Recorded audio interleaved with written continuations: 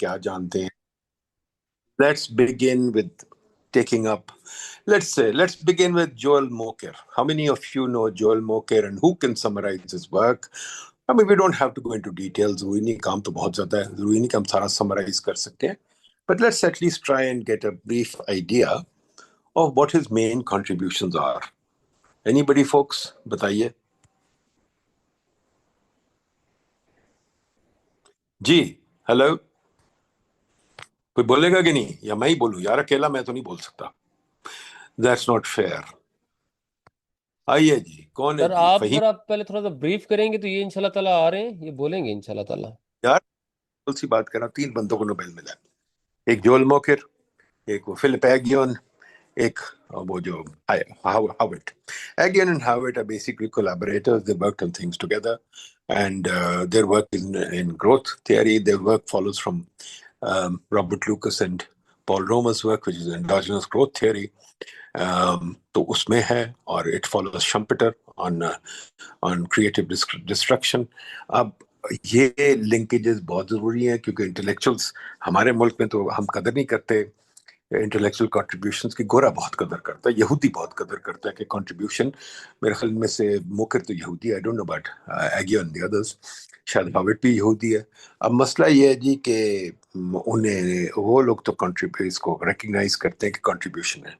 शुरू हुआ था काम रॉबर्ट लूकस से. रॉबर्ट लूकस ने एंडोजेनस ग्रोथ की बात शुरू की, और उसके बाद पॉल रोमर ने, उसका स्टूडेंट ही था, तो इकट्ठे ही दोनों ने किया.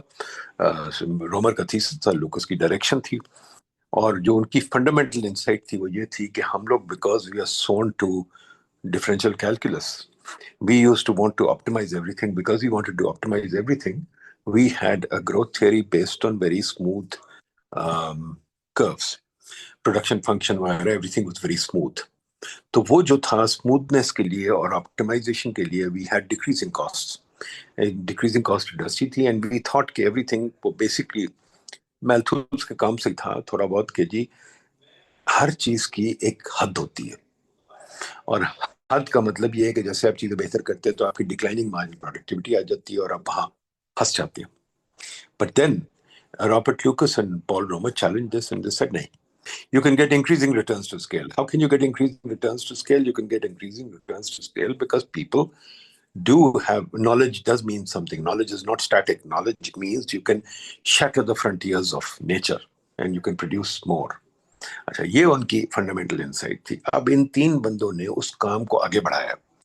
तो आप लोग बताइए, I would love to see कि आप लोग क्या कहते हैं. What do you think is their contribution? After all, you teach your students, you must teach your students. So what is your contribution? What is their contribution? जी, anybody?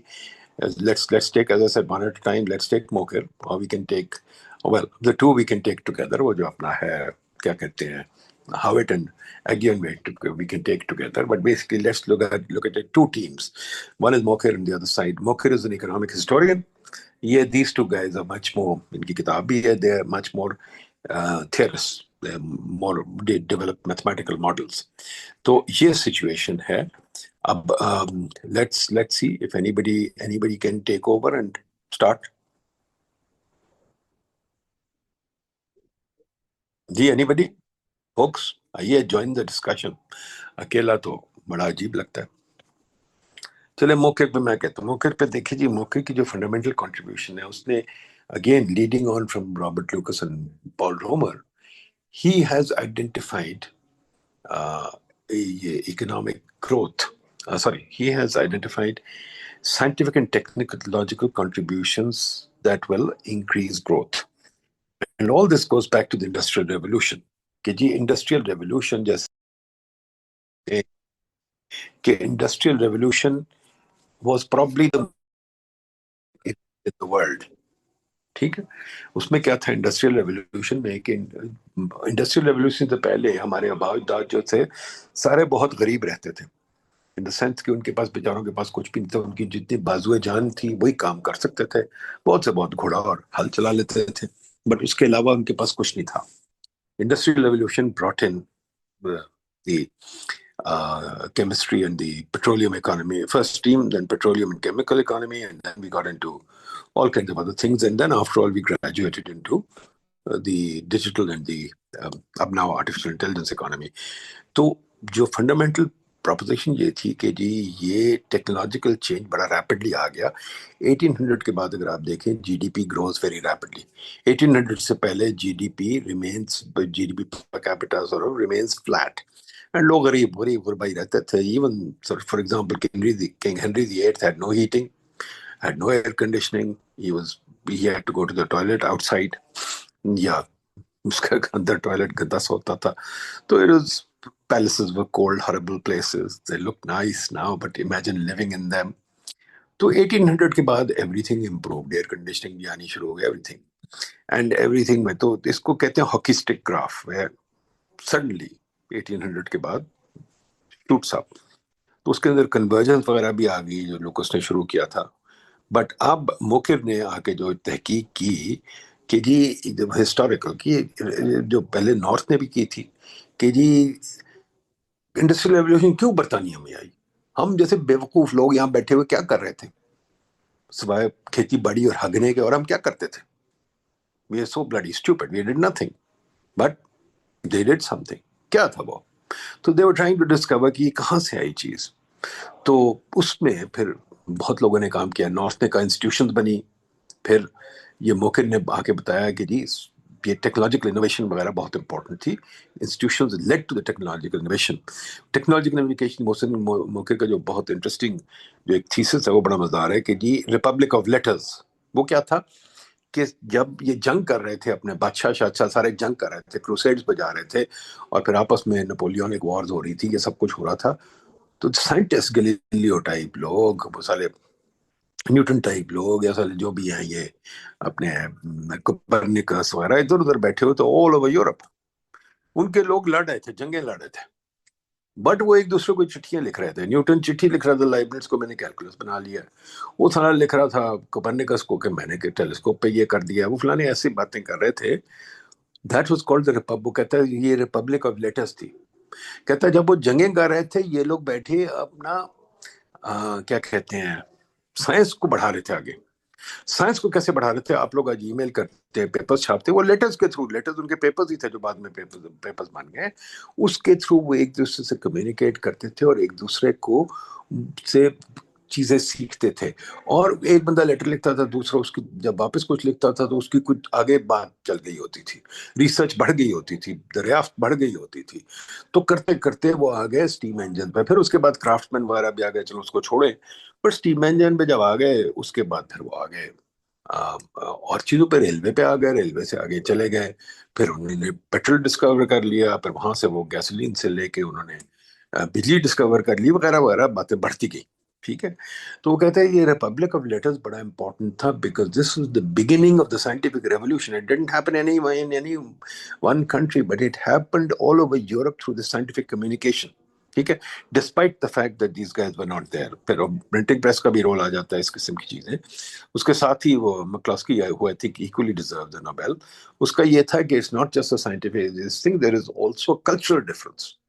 कि उनका culture बन गया था, एक वर्क कल्चर, एक discipline culture, एक honour culture, एक वो शेयरिंग कल्चर, एक मार्केट कल्चर, नॉट हमारा तो कंस्पिरेसी कल्चर है ना, we try and pull each other down.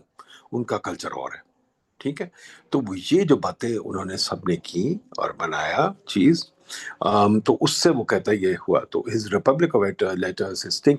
And Republic letters में एक और बड़ी मजेदार बात है, वो ये है कि it is they are they are not only innovating, they are thinking, they are building proposition after proposition बन रही है जिसके ऊपर algebra, calculus, everything is expanding, and you're getting into abstract mathematics, and you're getting into Hilbert spaces, Borel spaces, वगैरह all kinds of things।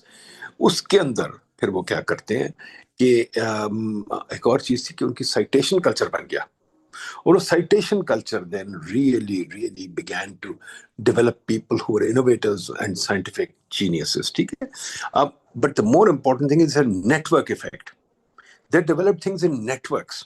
अब ये मैंने कोशिश की थी यहाँ रास्ता बनाने की, which failed, वो नहीं चला रास्ता for political reasons and for conspiracy reasons, but the point is कि नेटवर्क इफेक्ट बनाना था रास्ता का पर्पस ही था, नेटवर्क इफेक्ट बनाना।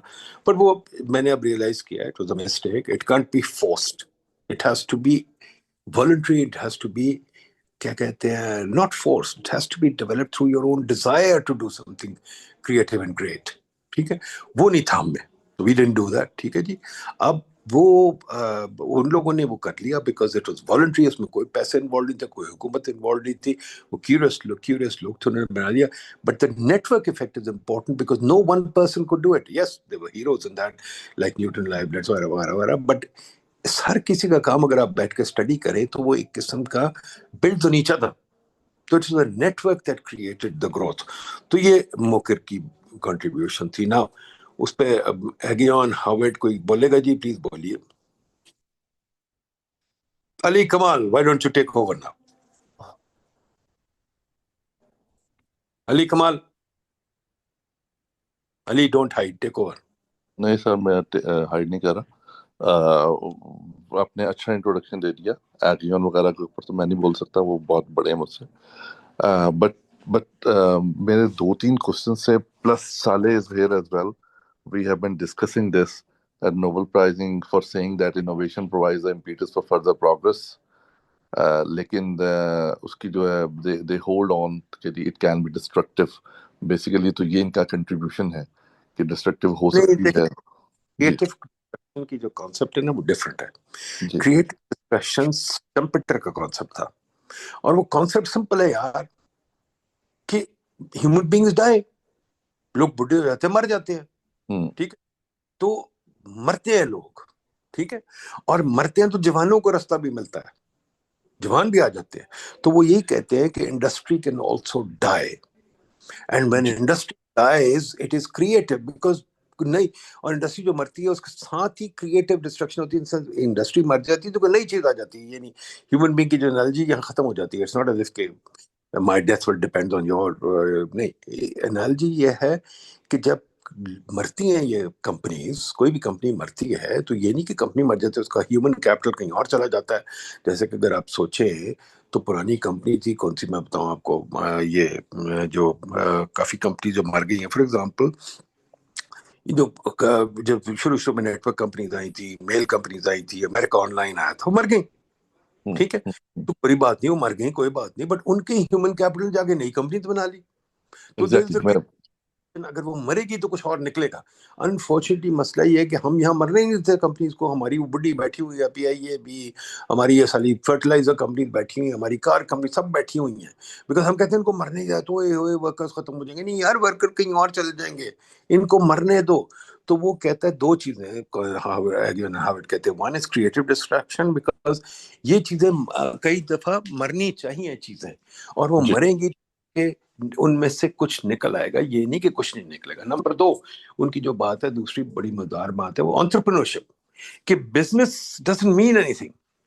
हम जो कोशिश करते हैं ना कि ये बिजनेस को कहें कि तुम जनाब बस करते रहो, बिजनेस चले, बिजनेस चले, business doesn't mean anything. It's entrepreneurship is different. It's not कि किसी को आप लाइसेंस दे दें और ठेका दे दें। एंटरप्रेन्योरशिप इज कि आप, वो जो बंदा जो एंटरप्रेन्योर एलन मस्क है या ये जो लोग हैं, ये रिस्क लेते हैं, फेल भी करते हैं, रिस्क भी लेते हैं। तो failure itself is creative destruction. तो you have to create that mindset of failure and risk taking for example, आप सारे जो प्रोफेसर हैं, आपने रिस्क कोई नहीं लिया जिंदगी में। आप बस नौकरी पकड़ के बैठे हुए हैं, अपने पुराने नोट्स पढ़ाते जाते हैं, रिस्क कोई नहीं लेते। वो जो गैलीलियो न्यूटन वगैरह, वो रिस्क लेते थे। They are related to this whole thing, they were risk takers, they wanted to do something. जी एग्जैक्टली सर, मैं ये इसी तरफ आ रहा था कि इनोवेशन जो है वो रिप्रेजेंट इसी चीज को करती है कि न्यू चीजें आए, क्रिएटिव चीजें आए, और ओल्ड चीजें जो मार्केट से निकलती जाए। और जैसे जैसे जो है टेक्नोलॉजी ऑब्सोलीट होती है, तो ये आगियन और पिवट का जो कॉन्सेप्ट था कि जी जो उनका इकोनॉमेट्रिक 1992 का पेपर था कि it explains that how creative destruction creates conflict and that must be managed in a constructive manner. So otherwise innovation तो जो है वो ब्लॉक हो जाएगी बहुत ज्यादा। सो इनोवेशन जो है नई चीजें लेकर आती है, पुरानी चीजें निकलती रहती है। बट सर मेन मेन मसला ये है, मेन मसला नहीं है इसको, जो हम कॉन्स्पिरेसीज आप कह सकते हैं, या बहुत सारी ऐसी चीजें हैं जो मेरी इन जनरल ग्रुप्स में डिस्कशन हो रही है। वो ये भी सबसे ज्यादा बहस क्या होती है, वो आपको भी पता है, हमारे भी पता है। हमारे पुराने मेरे पुराने बॉस थे, आपके कलीग थे, जो भी कह लें उन्हें, कि जी ओहो पीएनजी जा रहा है पाकिस्तान से, जा रहा है तो दफा हो जाए, कोई मसला नहीं है। जी फलाना जा रहा है, कोई मसला नहीं है, यार जाता है। कोई नई चीज आएगी, कोई चीजें लेकर आएंगे, वही अगर पुरानी चीजें हम इस्तेमाल करते रहेंगे तो नई चीज कोई होगी नहीं। सो ये बड़ा मजेदार पेपर आ गया है, बड़ा अच्छा इन्होंने नोबेल प्राइज इस बार दिया, मुझे तो पढ़ के बड़ा मजा आया इसका, कि ये अगर कोई समझ सके हमारे गवर्नमेंट सेक्टर में भी और हमारे प्राइवेट सेक्टर में भी, कि ये जब जितनी जितनी इनोवेशन होगी, जितनी जितनी नई नई चीज आएंगी, उतना ज्यादा बेहतर होगी। जब हम ये समझाने की कोशिश करते हैं और समझ आते हैं कि वी आर आर जनरेशन, खासतौर पे मेरी जनरेशन, जिन्होंने वीसीआर आते देखा है और वीसीआर को खत्म होते देखा, जिन्होंने केबल को आते देखा और केबल को खत्म होते देखा, तो ये सारी की सारी चीजें हमें समझ आ जाती हैं कि नई चीजें आएंगी, पुरानी चीजें निकल जाएंगी, और नई चीजें ज्यादा एफिशिएंट होंगी, ज्यादा काम करेंगी। अगर हम उसी में बैठ जाते हैं कि ये जो वो 100 वॉट का बल्ब होता था वो फैक्ट्री खत्म हो जाएगी, तो वो हम उसी में बैठे रहते। लेकिन हमें जो मेन मसला आपसे मैं डिस्कस करना चाह रहा हूँ अभी भी, और बाकी लोग भी हमारे यहाँ पे जितने 17-18 लोग आए हुए हैं, कि हम डर रहे होते हैं, और या हमारा माफिया होता है जो कहता है ये कर दिया तो 5 लाख बंदा बेरोजगार हो जाएगा, ऑटोमोबाइल सेक्टर को ये कर दिया तो हमारा 5 लाख बंदा चला जाएगा, हमने टेक्सटाइल को ये कर दिया तो हमारा। आज भी हम उन्हीं मियाँ साहबान के पीछे लगे हुए हैं जो घर बैठे वो लट्ठा और धागे का कारोबार किए जा रहे हैं, फैसलाबाद में हो, लाहौर में हो, कराची में हो, कि जी यान फाइबर, यान फाइबर, यान फाइबर, यान फाइबर, यान फाइबर, उसी के ऊपर हम लगे हुए हैं, एप्टिमा, एप्टिमा, एप्टिमा, एप्टिमा। और हम कोई इनोवेटिव चीज लेकर ही नहीं आ रहे, हम डर रहे हैं कि हमें पहले बताया जाए कि इसको क्या रिप्लेस करेगा, तो हम इसको हटाएंगे, अदरवाइज हम टैरिफ भी नहीं कम करेंगे, हम इसको, इसके ऊपर जो है हमने सब्सिडी दी वो भी नहीं कम करेंगे। तो उस इस किस्म की सिचुएशन पे मैं एगियन का हो जाए, ह्यूएट को मिल जाए, कोई और नोबेल प्राइज हो जाए पाकिस्तान में या किसी और हमारे जैसे कंट्री में, तो ये कोई नहीं, पॉसिबल नहीं है। अभी तो हम उसको भी डिस्कशन करेंगे कि हम क्यों नहीं, रास्ता क्यों इस तरह हुआ, बाकी लोग क्या हुए। आज ही मैं एक जगह पे लेक्चर दे रहा था, बैरियर यूनिवर्सिटी के और एयर यूनिवर्सिटी के लोग थे, मैंने कहा आप लोग हमारे पास आते क्यों, हमें सिर्फ फंडिंग मिल जाए, दैट्स इट। आपने बहुत अच्छी बात की, रास्ता में पैसा इन्वॉल्व था तो वो शायद फेल हो गया, अगर उनमें अपनी कंट्रीब्यूशन होती और अपना एहसास होता कि ये हमने करना है, हमें मजा आ रहा है, हमें पैशन है, तो शायद वो कामयाब हो जाता। I'll stop here. साले, if you are here, हमारी क्योंकि काफी इसके ऊपर डिस्कशन हुई है, if you want to say something. ये एक सेकंड चले कैरी।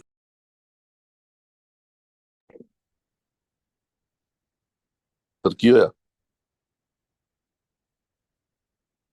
यार साले? बात सुने, मेरे पास जलील साहब बैठे हुए हैं, इन्होंने जोएल मोकर का इंटरव्यू भी किया था और बाइट की वेबसाइट पे लगा भी हुआ है, यूट्यूब चैनल पे।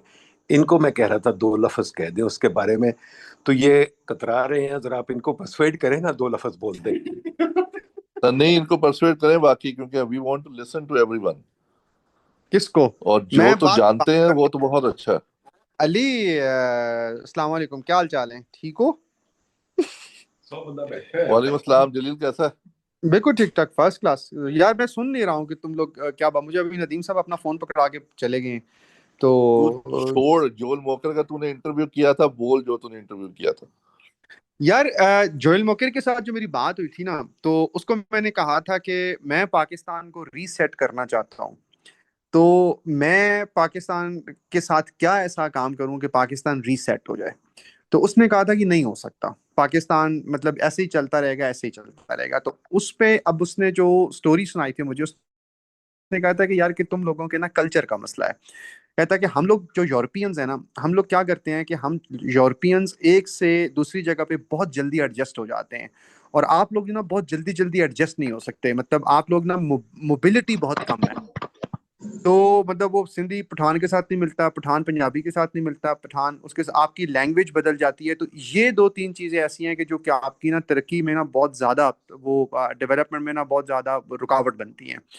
तो मुझे उस वक्त ये लगा था कि यार कि इसे कहते हैं कि एक ना बड़े लेवल का आदमी, कि यार कि उसने उसको पाकिस्तान का बहुत ज़्यादा पता नहीं है, लेकिन उसने जो जितना थोड़ा सा वो उसने इन्वेस्टिगेट किया और उसके बारे में उसने मुझे ये कम से कम समझा दिया है कि पाकिस्तान को कैसे रीसेट किया जा सकता है या कैसे रीसेट नहीं किया जा सकता। तो उसका उसका पॉइंट ऑफ व्यू ये था कि आपने इस जो है ना वो एक्सट्रीमिज्म से निकलना है। जब तक आप इस रीजनलिज्म के एक्सट्रीमिज्म से नहीं निकलेंगे तब तक आप रीसेट नहीं हो सकते। एक तो ये बात बड़ी अच्छी थी, जो मुझे बड़ी अच्छी लगी थी, जिसके बारे में मैं कहता था कि यार कि ये बात समझने वाली बात है। दूसरी बात जो इम्पोर्टेंट उसने की थी, जो इलीट की बात हुई थी, तो उसे मैंने कहा था कि हमारे यहाँ इलीट कैप्चर बहुत ज्यादा हो गया था। इलीट बहुत ज्यादा, हर जगह इलीट होती है। तो उसने उस वक्त मिसाल दी थी, उसने कहा था कि यार देखो कोविड आ गया है, तो कोविड की जो वैक्सीनेशन बनेगी तो वो गरीब आदमी तो नहीं बनाएगा ना, वो तो इलीट बनाएगा। और तो इसलिए इलीट होने जरूरी हैं। लेकिन अब प्रॉब्लम यह है कि तुम्हारी जो इलीट है वो एक्सट्रैक्टिव इलीट है। वो एक्सट्रैक्टिव इलीट से मुराद यह है कि तुम्हारी इलीट जो है ना, वो यहाँ से रिसोर्सेज निकाल के कोई दूसरी जगह पे जाके इन्वेस्टमेंट कर रही है। इलीट उधर ही हो, और सेटल्ड इन इलीट हो, और वहां पे अगर आपके अपने कंट्री की इलीट अपनी कंट्री में रिसोर्सेज इन्वेस्ट कर रही हो तो वो फिर सेटल हो जाती है। तो ये दो बातें थी जिसकी मेरी उससे जो बात हुई थी, तो वो अभी भी हमारी वो पॉडकास्ट पड़ी हुई है और उस पे तो सीखने समय पाकिस्तान के हवाले से ये दो बड़ी इंपॉर्टेंट बातें थी। बाकी उसकी वो डिस्कशन जो भी मेरी उसके साथ हुई थी, वो मतलब लॉन्ग टर्म ग्रोथ के ऊपर हुई थी, टेक्नोलॉजी के ऊपर हुई थी। उस वक्त एआई बहुत ज्यादा इन नहीं था, लेकिन बातें हम कर रहे थे, तो वो ये वाली डिस्कशन हुई थी। मतलब that was a fantastic task talk. और मतलब हमेशा ये ख्याल आता था कि यार कि नहीं, ये एक बड़े आदमी के साथ बात हो रही है। तो ये मेरी तरफ से है। जलील, चक्कर ये है कि ये मुझे एक बांग्लादेश के तबलीगी जमात वाले बंदे ने भी यही कहा था कि पाकिस्तान जो है ना वो लाहौर से कराची नहीं जाता। वो अब हम्म। कल्चर का इशू है या कोर। कराची हम जा रहे हैं तो पठान भी वहाँ पे है, सिंधी भी वहाँ पे है, पंजाबी भी वहाँ पे है, उर्दू स्पीकिंग भी है, बलोची भी है, मकरानी भी है। हम सारे देखते हैं जहाँ पे कॉस्मोपॉलिटन सिटी होता है, जहाँ पे कैपिटलिज्म होती है, जहाँ पे पैसा आता है, वहाँ पे सारे ही चले जाते हैं। हाँ, उनकी अपनी अपनी कॉलोनीज हो सकती हैं, अपना अपनी चीजें हो सकती हैं। बट क्या हम इस्लामाबाद का हमारा ये है, तुझे भी पता मुझे भी पता बहुत अच्छे से, हमारे पेरेंट्स चाहते हैं कि हम उनके साथ रहें। एक कल्चरल फैक्टर ये भी तो है ना। हम, हमारे पेरेंट्स हम्म। चाहेंगे हम बिल्कुल उनके साथ रहें। बिल्कुल दो गलियां छोड़ के अगर अलग भी रहना या एक ही शहर में रहें तो वो भी हमें उस वक्त तक शहर छोड़ने ही नहीं देते। या अगर हम छोड़ भी दें बड़ी मुश्किल, तो हर हफ्ते हम पहुंच भी जाते हैं कि जी मैंने अम्मी को मिलना है, मैंने अब्बा जी को मिलना है, मैंने इसको मिलना है, मैंने उसको मिलना है। तो मेरा अपना ख्याल ये है कि कल्चरल फैक्टर्स के साथ साथ हमारा एक इमोशनल अपने पीयर्स के साथ भी है जो हमें हिलने जुलने नहीं देता। ये मोकर जी साहब ने कोई बिल्कुल बात ऐसे। नहीं की किस्म की। हम्म। ये उन्होंने कोई बात नहीं की थी इस किस्म की। नहीं नहीं, इस तरह की कोई बात नहीं। तो मैंने तो उससे पूछा था कि मतलब मैंने तो, उसने अपना एक पॉइंट ऑफ व्यू बता दिया था, तो मैंने उसको, चूंकि वो मेरा आखिरी सवाल था, तो वो आखिरी सवाल के जवाब में ये था कि यार कि ये रीसेट होने वाला नहीं था। उसके बाद काउंटर आर्गूमेंट तो कोई नहीं था ना उनके साथ। Oh, nice. Okay, okay, okay. Sir I think we have Nabil Haq from Balochistan, if he is there. Okay. या जुल्फकार मीर साहब भी हैं हमारे साथ।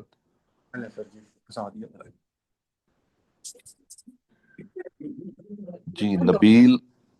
अली साले साहब वेट कर रहे हैं। उन्हें बारी दे साले दो। साले किथे है? यार मैं है, नजर नहीं उन्हें आ बारी रहा। दे दो यार। साले साहब। जी जी सर, क्या सर, हाल हम चाल आपके है? लिए बैठे आवाज हैं। आ रही है मेरी? अल्हम्दुलिल्लाह बिल्कुल ठीक जी साले। सर मैं क्या कह सकता हूँ, माशाल्लाह सबने ही बहुत अच्छा समराइज कर दिया है। डॉक्टर नदीम ने भी बहुत अच्छा मौके के काम को समराइज किया है, फिर आपने इजाफा किया है। सर मैं सिर्फ ऐड करूंगा जो शायद अभी जलील साहब बात कर रहे थे। एक तो मेरा ये ख्याल है कि हमें इस मेंटेलिटी से निकलना होगा कि अगर किसी बंदे को नोबेल मिल गया तो उसकी हर बात जो है वो सही बात होगी। पहली बात तो ये है। और दूसरा यह है कि अगर उसने को बात कर दिया तो वो बहुत बड़ी बात है। मुझे थोड़ी हैरानगी होती है जब, आई एम सॉरी मैं बड़ा कैंडिडेटली बोल रहा हूँ, लेकिन मतलब अगर किसी ने को बात किया, उसे नोबेल मिला है, कोई अच्छा काम होगा, डेफिनेटली मिला है, लेकिन उसका ये मतलब नहीं है कि उसने जो भी बात की है वो हम क्रिटिकली ना देखें और फिर उसको ये ना देखें कि क्या वो हर कंटेक्स्ट में चीज़ सही हो सकती है कि नहीं हो सकती। डॉक्टर नदीम ने जो बात की कि जो मौकर का काम है कि जी जो ग्रोथ है या जो चेंज है वो टेक्नोलॉजिकल चेंज की वजह से आती है और वो एक बेसिकली एक कल्चरल प्रोसेस है। ठीक है। लेकिन मेरा ये ख्याल है कि उसमें जो हमें ब्रॉडली देखने की ज़रूरत है वो ये है कि ये जब वेस्टर्न जो हम स्टेट ऑफ डेवलपमेंट आज देख रहे हैं, ये जब हो रही थी तो वो 16th 17th 18th सेंचुरी की बात है। ठीक है। और वो सारा रिनाइसेंस, इंडस्ट्रियल रेवोल्यूशन, वो सारा एक पीरियड है। That was a whole organic development जो कि वेस्टर्न यूरोप में, मेनली वेस्टर्न यूरोप में हो रही थी। और वो पीरियड था जो सिर्फ मटेरियल डेवलपमेंट नहीं हो रही थी, बल्कि आर्ट्स में, साइंसेज में, हर फील्ड में जो है वो डेवलपमेंट हो रही थी। एंड क्वेश्चन इज दिस कि वो क्या फैक्टर्स थे बेसिकली जिसकी वजह से ये ऑर्गेनिक प्रोसेस जो है वो किक स्टार्ट हुआ, और वो क्यों नहीं हो रहा, जो अगर आज के दौर में पाकिस्तान जैसे ममालिक में वो क्यों नहीं हो रहा। अब इवन देखें ना, हमारे पास अगर पिछले 100 साल की हम मिसाल लें, जो डेवलपमेंटल एग्जांपल्स हैं, हमारे पास चाइना की मिसाल है, हमारे पास हो सकता है हम कहते हैं जी साउथ कोरिया की मिसाल है, हमारे पास सिंगापुर की मिसाल है, बट स्टिल आज की तारीख में भी शायद चाइना या साउथ कोरिया उस तरह से नॉलेज हब नहीं है। नॉलेज का जो फाउंटेन है वो अभी भी वेस्टर्न यूरोप में या यूएसए में भी है, जो जो भी नॉलेज क्रिएट हो रहा है मेनली चाइना किसी हद तक उसे कर रहा है, बट स्टिल द नॉलेज जो है क्रिएशन मेनली अभी भी वेस्ट तक है। तो सवाल ये उठता है कि वो क्या प्रोसेस था, ऑर्गेनिक प्रोसेस था जो कि उस दौर में स्टार्ट हुआ, जिसकी वजह से ये सारा जो है वो प्रोसेस स्टार्ट हुआ।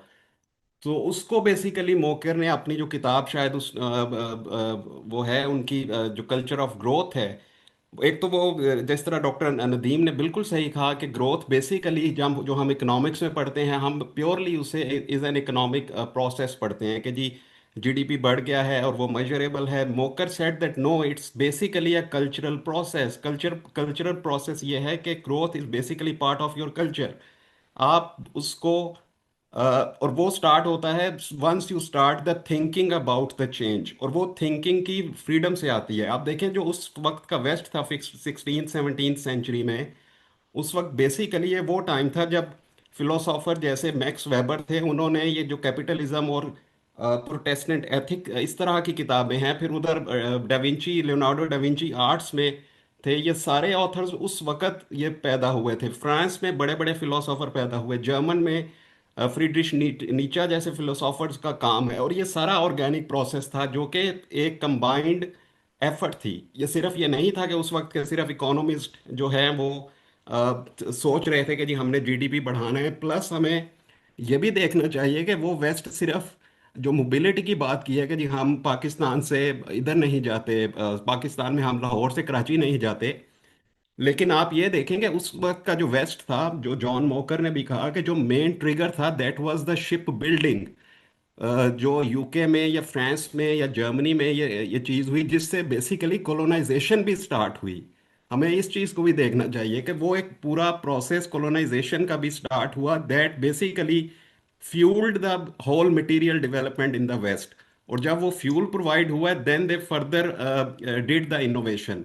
तो it's basically a whole process. आज हम देखें कि पाकिस्तान में अगर ये चीज़ क्यों नहीं हो रही, तो हम सिर्फ साइलोज में नहीं देख सकते कि जी हम पाकिस्तानी जो हैं वो सिर्फ एक जगह से, हाँ हमारे अपने चैलेंजेस हैं, हमारे अपने इश्यूज हैं, और उसमें मोकल की ये थ्योरी बिल्कुल ठीक है कि ये हमारा कल्चरल प्रॉब्लम भी है। We are not culturally trained to prefer material development. और उसमें फिर हमें अपने रिलीजन को भी क्वेश्चन करना चाहिए कि हमारा रिलीजन किस हद तक, बिकॉज वेस्ट में जब ये चीज़ हुई तो वेस्ट में रिलीजन इटसेल्फ वो एक ट्रांसफॉर्मेटिव प्रोसेस था। रिलीजन को उन्होंने प्राइवेट मैटर बना लिया। Religion was not a barrier towards material development. हमारे मुस्लिम ममालिक में इटसेल्फ ये एक बहुत बड़ा क्वेश्चन मार्क है कि हम किस तरीके से रिलीजन को टुवर्ड्स मटेरियल डेवलपमेंट हम whether it's a facilitating role play करता है कि whether whether at some point of time it's a barrier towards material development. तो ये बहुत बड़े और फंडामेंटल क्वेश्चंस हैं जो कि बीइंग अ पाकिस्तानी हमें सोचने की ज़रूरत है। सिर्फ हमें ब्लाइंडली ये सोच लेना कि जी अगर मोकर ने ये कहा है, डेफिनेटली वो उस वक्त की वेस्ट की उन्होंने बहुत अच्छा काम किया है, और वो पाकिस्तानी मुआशरे में भी किसी हद तक अप्लाई हो सकता है, but still we need to see our own organic transformation, कि वो हमारी हिस्ट्री क्या है, हमारे बेसिकली प्रेफरेंसेस क्या हैं, हमारी सोशल आउटलुक क्या है towards looking at the problems. Then we have to see कि व्हाट आर आर चैलेंजेस। तो मेरा ये ख्याल है कि वो हमें इस तरह से अगर जब तक हम नहीं देखेंगे तो वो हम सही तरीके से प्रॉब्लम्स आइडेंटिफाई नहीं कर सकेंगे, और ना ही फिर हम उनके सॉल्यूशंस देख सकेंगे। पाकिस्तान बिल्कुल में growth itself is a cultural barrier definitely है, plus there are some other issues. तो ये मेरा ख्याल है। बाकी जब हॉविट और उसके एगियन के काम पे बात होगी तो if I am given a chance तो मैं I will add more. Thank बिल्कुल यू। ठीक, बिल्कुल सही साल है। लेकिन देखा जाए तो रिलीजन में जो इस्लाम की बात कर लेते हैं, सिंस बाकी रिलीजन का तो हमें क्या पता होगा। रिलीजन में भी कभी भी ये नहीं कहा गया कि आप इनोवेट ना करो। रिलीजन में बिल्कुल नहीं कहा गया कि जी आप पैसा रोक के रखो, ट्रेड सर्विसेज वगैरह को बहुत रेकमेंड किया गया है, और काम काम काम को छुट्टी तो है नहीं इस्लाम में, तो बड़ा किया गया है। But on the other hand यहाँ पे पाकिस्तान में एक कल्चर है जिसको हम इस्लामिक कल्चर कहें या ना कहें, वो एक अलग बात है, लेकिन हम ये भी देखते हैं कि हम कहते हैं अल्लाह ताला का बहुत शुक्र है जी, बहुत जितना कमा लिया उतना काफ़ी है और हमें ज़्यादा चाहिए नहीं है, मेरी गुजर बसर अच्छी हो रही है, मेरी family life work life balance है, वगैरह वगैरह वगैरह। उसको हम कतई तौर पे ये नहीं कह सकते कि as a Muslim he is following actual teaching of Islam, और उसके ऊपर कह रहे हैं जी कि हम पैसा रोक के रखना है या पैसा नहीं रोक के रखना है, तो ये वाला इशू भी है। सेकेंडली, अगर हम 14 सेंचुरी से पहले देखें, जब हलाकू खान साहब ने इराक पे हमला किया, तो हमारी तो लाइब्रेरीज भरी होती थी, हम तो बहुत बड़े इनोवेटर्स थे। इब्ने खल्दून ने बड़ा बड़ा काम किया हुआ है। लेफर कर्व के नाम से जो जानी जाती थी, अब सिर्फ लेफर कर्व नहीं उसे कहते हैं, उसे खल्दून लेफर कर्व कहते हैं। खल्दून, इब्ने खल्दून की बड़ी बड़ी थ्योरीज हैं जो बड़े बड़े लोगों ने चुरा के जो है अपने अपने नाम पे की हुई है। ठीक है, नहीं पता होगा उनको।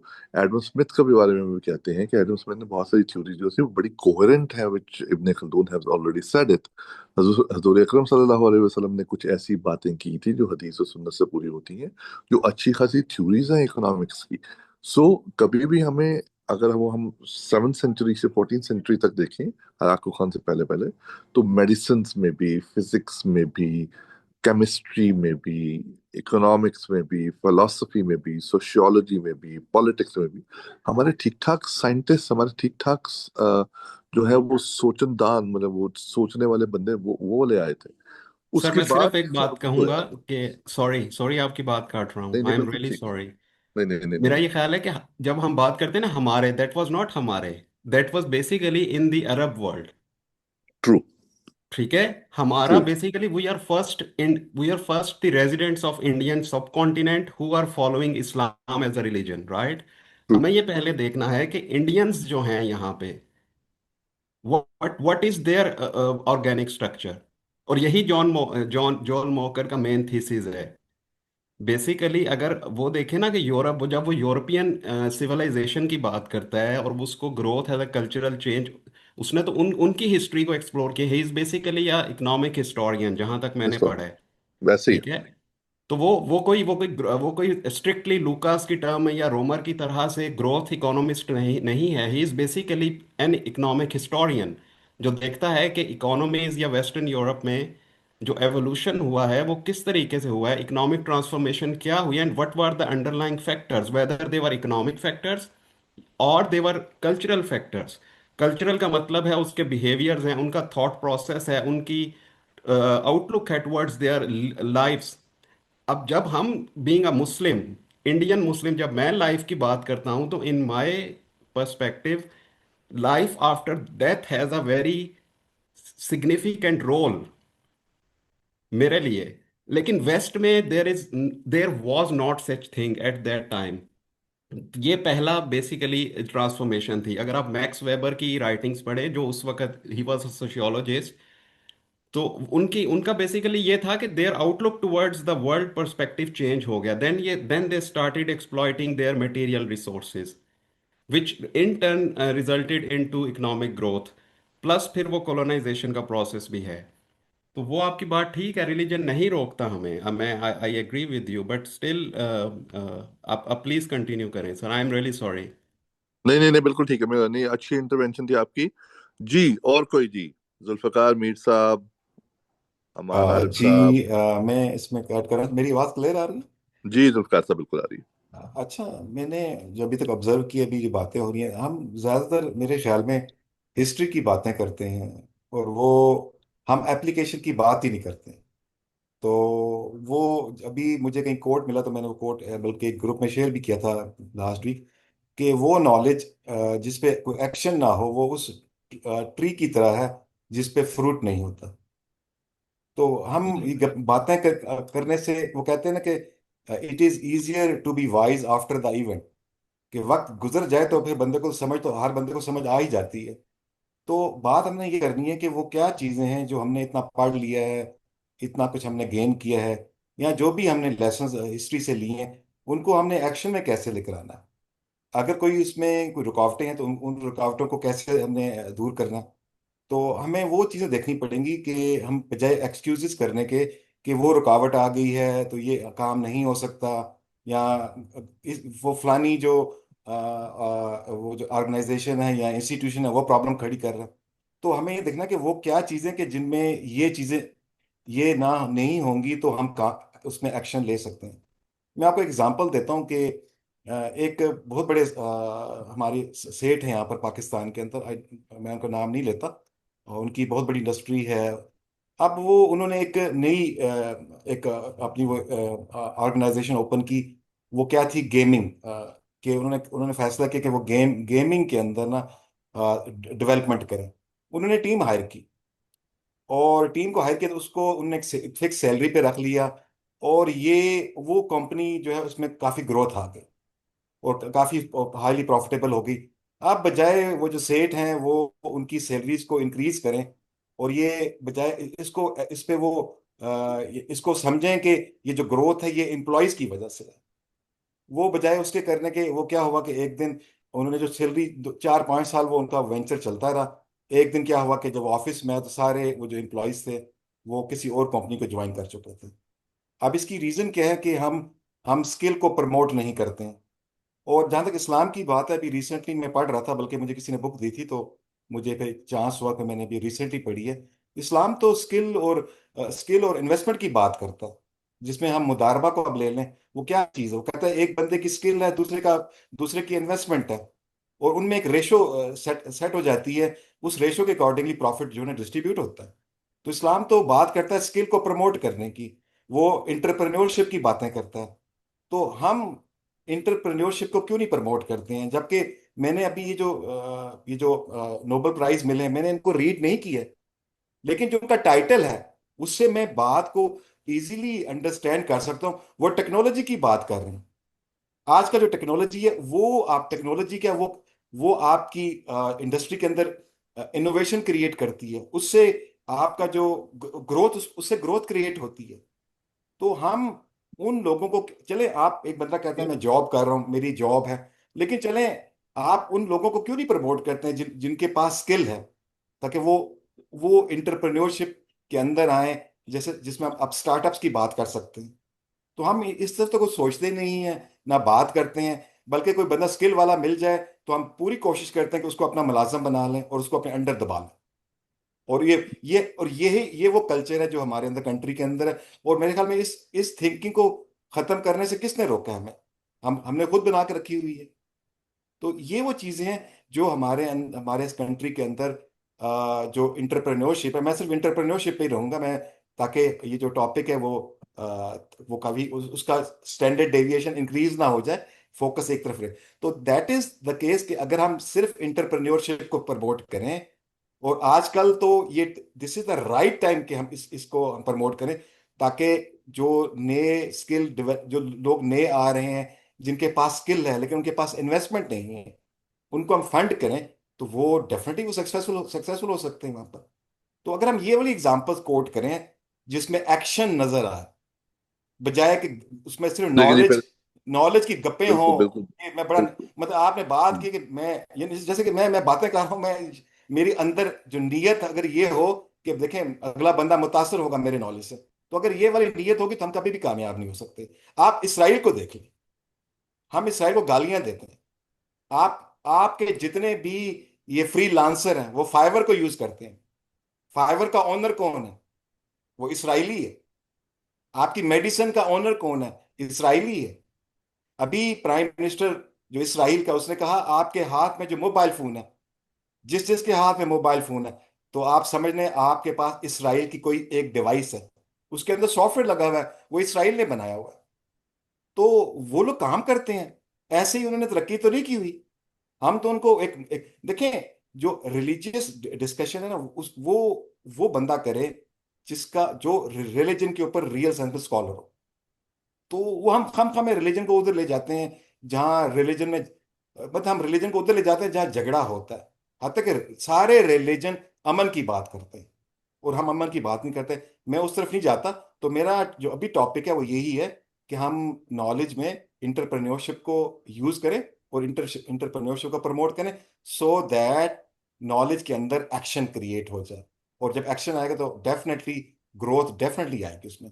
बजाय हम एक्सक्यूजेस करते रहेंगे, तो एक्सक्यूजेस एक्सक्यूजेस वही करता है जिसको पता है कि मेरे पास जो जॉब है वो सिक्योर है, बाकी लोग आगे ना निकले। मेरे थैंक साहब यू सो बिल्कुल मच। ठीक, बिल्कुल सही बात आपने की।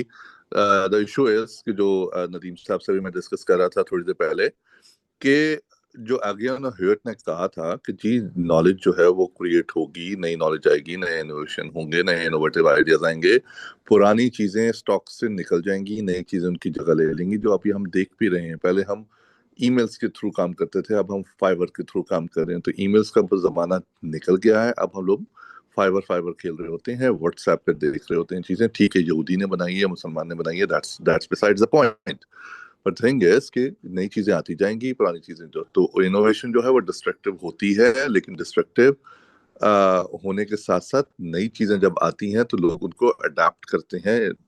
और हम लोग अभी भी 1978, इफ आई रिमेम्बर करेक्टली, हमने प्रोटेक्शन देनी शुरू की थी कार इंडस्ट्री को, अभी तक दे रहे हैं। वो कार इंडस्ट्री अभी भी 70-75% प्रोटेक्शन पे चल रही है। यही आर्गुमेंट सबसे पहले आ जाता है कि 5 लाख बंदा बेरोजगार हो जाएगा। हमें समझ नहीं आती कि वो कैसे बाकी जगह पे एब्जॉर्ब होगा। मैडम आलिया हमारे साथ हैं, इन्होंने फ्यूचर ऑफ जॉब्स पे भी बात की हुई है, काम किया हुआ है। Doctor Aliya, over to you।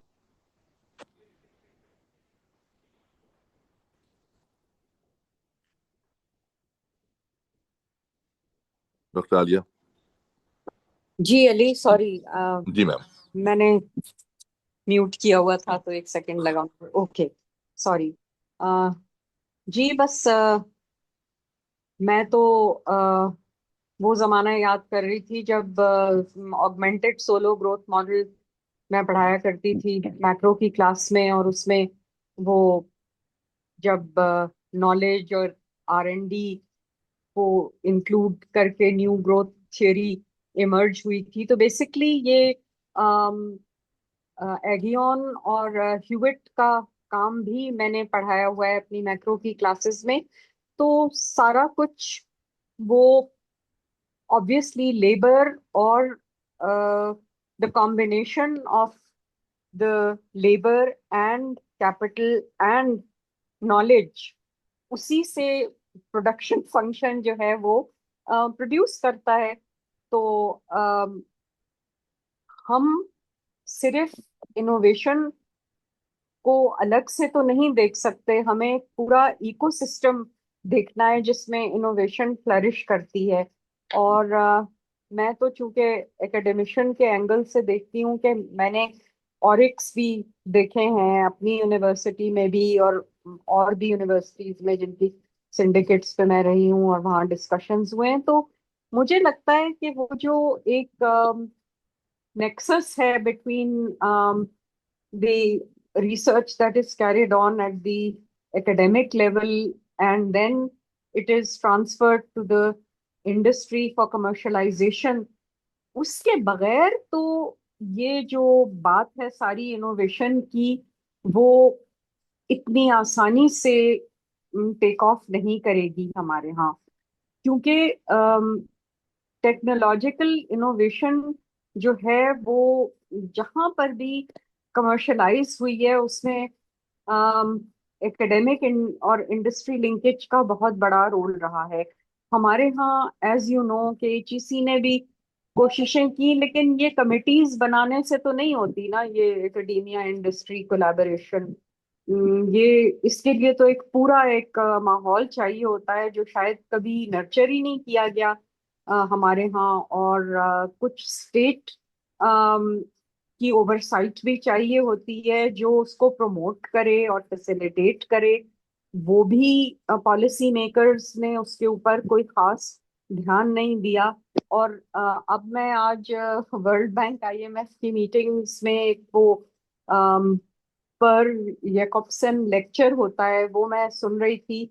Singapore का प्रेसिडेंट वो दे रहा था, और जो वो बातें कर रहा था उसके अगेंस्ट अगर हम इस वक्त पाकिस्तान में जो इकोसिस्टम है इनोवेशन और मतलब AI की अडॉप्शन का और लेबर अपस्किलिंग वगैरह का, उसको अगर मैच करें तो बहुत गैप्स नजर आते हैं। लेकिन obviously it's never too late to start, मगर स्टार्ट फिर सही डायरेक्शन में अगर लेकर जाए तो फिर वो उससे डिजायर्ड रिजल्ट्स मिलेंगे। तो इस वक्त तो मैं यही जनरली एक इनपुट अपना दे सकती हूँ आपको इस पे। Thank you for giving me an opportunity.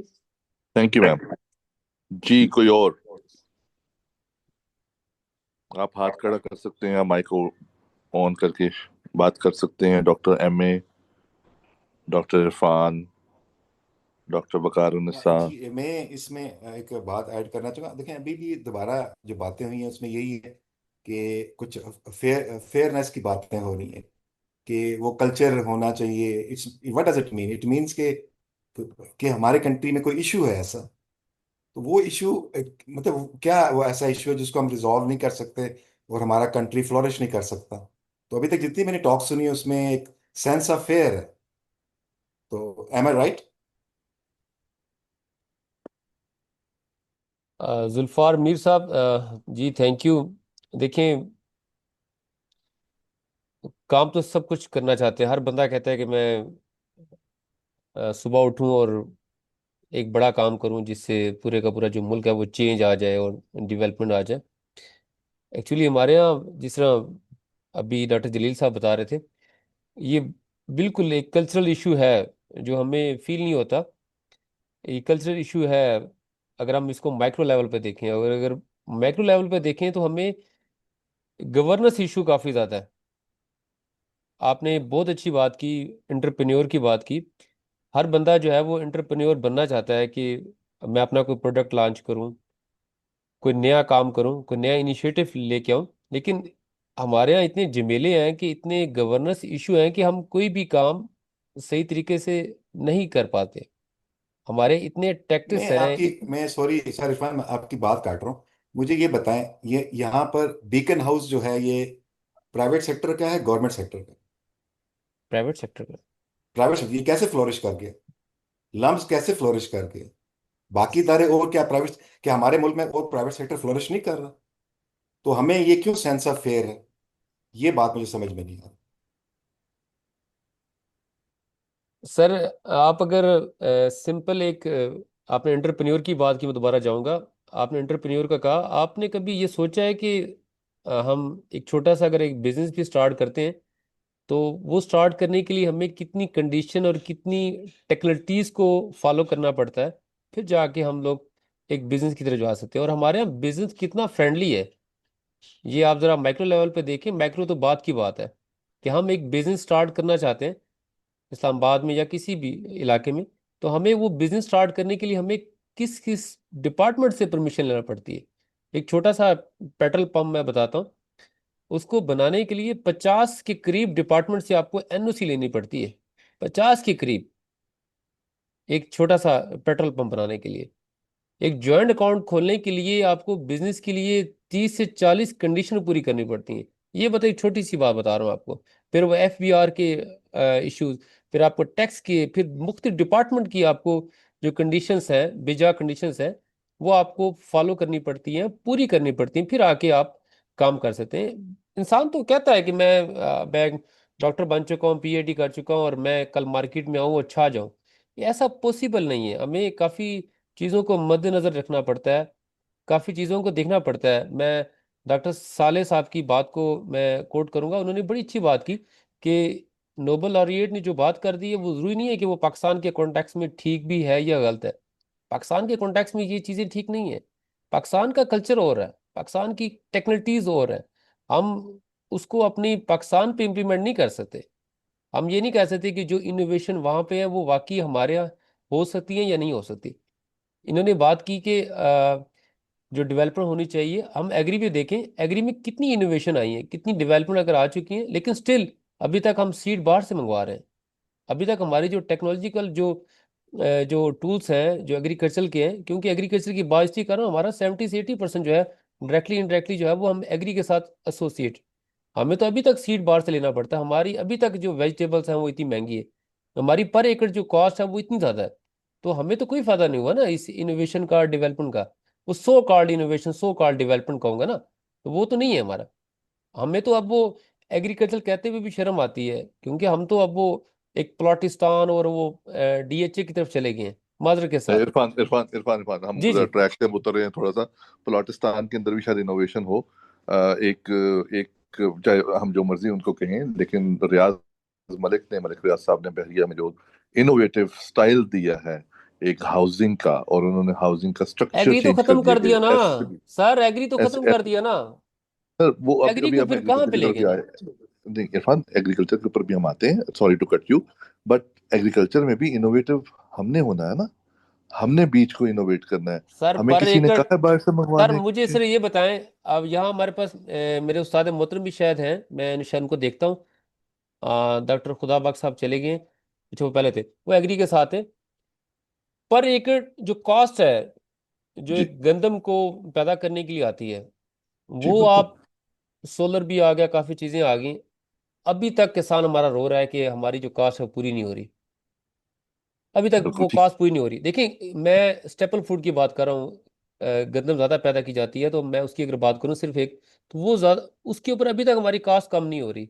तो फिर मैं कैसे कह दूं कि वो जो इनोवेशन जो आई है वो मेरे लिए कितना बेनिफिट है। मोबाइल तो 2002 के बाद आया है, 2000 के बाद आ रहा है। वो जो 3310 मोबाइल आया था, मेट्रोला जो शुरू में आए थे वो मोबाइल आए थे, वो इतने महंगे थे। अब आके जरा मोबाइल को देखे ना, अब तो आपको 1500 से लेकर 15 लाख तक का मोबाइल मिलेगा। आपको पंद्रह नदीम, 1500 नदीम से साहब भी आ 15 गए। लाख तक मोबाइल मिलेगा। तो देखिए ना, ये एक इनोवेशन है कि आपका जो वो कॉस्ट है वो तो कम हो ना। मैं कैसे मान लूं कि एग्री के अंदर जो है ना वो इनोवेशन आ गई और डेवलपमेंट आ गई, मैं तो नहीं मानता इस बात को ना। इरफान, इनोवेशन हमने लेकर आनी थी ना।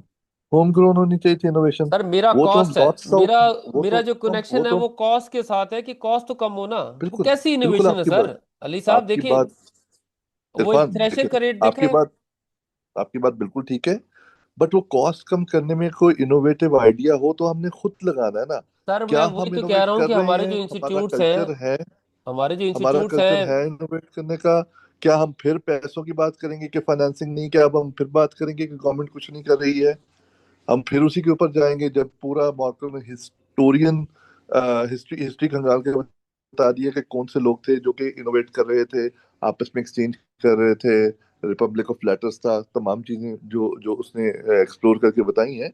तो हमारा एक जनरल पाकिस्तानी क्यों ये खुद से काम नहीं कर रहा? कोई कल्चर नहीं है, या वो गवर्नमेंट की तरफ देखता रहता है, या गवर्नमेंट का नॉर्थ साउथ मॉडल जहाँ पे इम्प्लीमेंट हो रहा गवर्नेंस है कल्चर कि नहीं है, नॉर्थ जो नहीं है करना वो। चाहते हैं, हमारी प्रेफरेंस में नहीं है ये।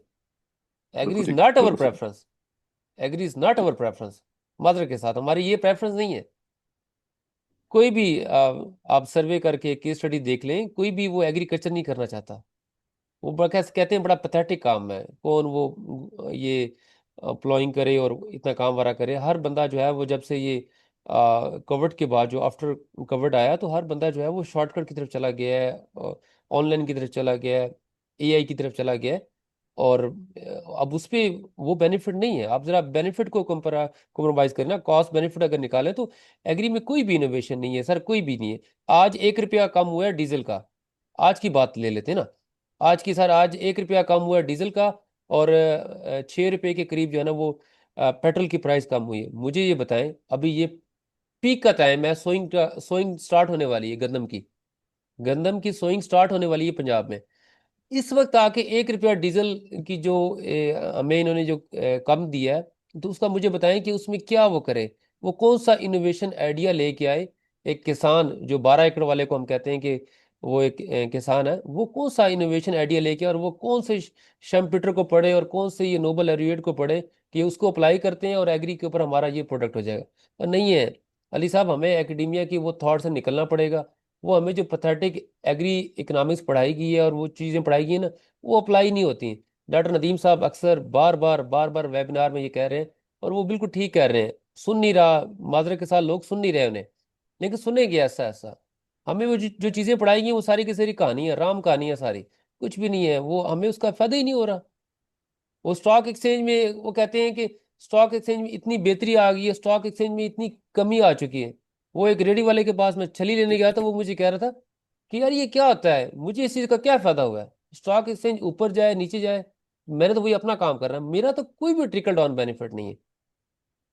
Over next two time you. आप किसी किसी से मिलेंगे तो उनसे कहिए स्टॉक मार्केट पे इन्वेस्ट कर लें।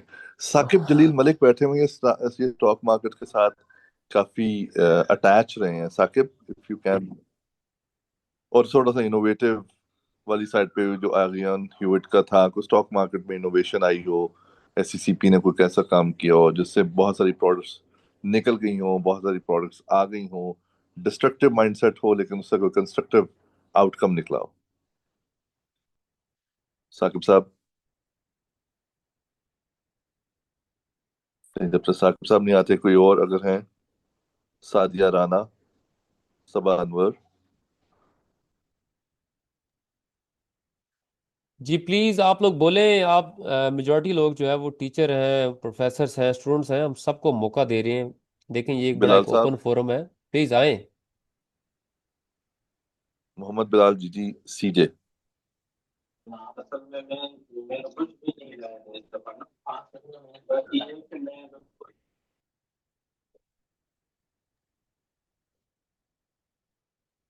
जी साले, ओवर टू यू।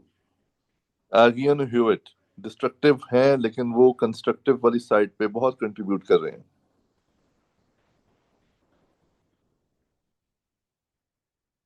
जी, अगर मैं आप अलाउ करें तो मैं स्टॉक जी मार्केट के जी जवाब। जी, बिल्कुल बिल्कुल बिल्कुल जी। देखें, स्टॉक मार्केट जो होती है वो हमें समझना होगा कि वो कैसे वर्क करती है। स्टॉक मार्केट फ्यूचर पर्सपेक्टिव में वर्क करती है कि फ्यूचर में क्या आप उसको देख रहे होते हैं, तो वो अब जाहिर है एक चीज़ जो फ्यूचर में होनी होती है तो वो अभी तो उसका उसका जो इम्पैक्ट है आपको अभी तो नहीं नजर आएगा ना। तो इसलिए वो जो रेडी वाला है वो कह रहा है मुझे क्या फर्क पड़ रहा है, उसको क्या, उसको डेफिनेटली कोई फर्क नहीं पड़ा, वो तो फ्यूचर में देखेगा उसको फर्क पड़ता है कि नहीं पड़ता। जो स्टॉक मार्केट है वो हाईली इंफॉर्मेटिव लोगों की एक मार्केट प्लेस होती है, एंड दे थिंक कि क्या पॉलिसी चेंजेस आ रही हैं, तो उसको keeping those things in mind market move करती है वहां पर। तो एक तो ये बात है, पहले तो ये हमें अंडरस्टैंड करना पड़ेगा, जो बहुत से लोगों को नहीं पता स्टॉक मार्केट के बारे में। वो उसको, जैसे कि आप लोग ना इकोनॉमेटिक्स में लैग का एक कंसेप्ट यूज करते हैं, तो स्टॉक मार्केट आगे चलती है। एक बाद में जो उसके जो एक्शंस होते हैं, जो बाद में रिजल्ट्स हैं वो बाद में आते हैं, तो उसमें उसमें लैग का एक इफेक्ट होता है। तो वो तो एक तो ये बात हो गई। अब उस पर अब डिस्कशन फर्दर नहीं करेंगे क्योंकि चूंकि लोगों को स्टॉक मार्केट का पूरा पता नहीं होता, तो वो फिर एक दूसरी डिस्कशन में हम चले जाते हैं, और वो वेस्टेज ऑफ टाइम ही हो जाता है। तो अभी जो पाकिस्तान स्टॉक मार्केट है वो डेफिनेटली इस टाइम वर्ल्ड की उसमें हायर ग्रोथ जो उसने शो किया, पाकिस्तान की स्टॉक मार्केट में आप कह सकते हैं टॉप के ऊपर है। तो अगर स्टॉक मार्केट का बिहेवियर देखा जाए तो उसमें गवर्नमेंट सेक्टर की जो सिक्योरिटीज हैं, अगर हम थोड़ा सा उसका ये व्यू लें कि हम बात कर सकते हैं कि गवर्नमेंट सिक्योरिटीज के अंदर ज़रा बूम ज़्यादा है, लेकिन ये बात मुकम्मल तौर पे ये भी ठीक नहीं है क्योंकि बाकी जो सेक्टर्स हैं वो भी साथ साथ मूव कर रहे हैं। हम उनमें भी देख रहे हैं कि वो भी उनमें भी अप ट्रेंड का हम देख रहे हैं।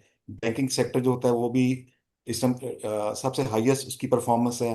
फर्टिलाइजर सेक्टर की परफॉर्मेंस अच्छी है। अब फर्टिलाइजर सेक्टर को आप खुद नोट करें कि फर्टिलाइजर सेक्टर जब मूव करता है इसका क्या मतलब है कि आपकी एग्रीकल्चर के अंदर चेंजेस आएंगी, उसके अंदर इम्पैक्ट आएगा, तभी तो फर्टिलाइजर सेक्टर मूव कर।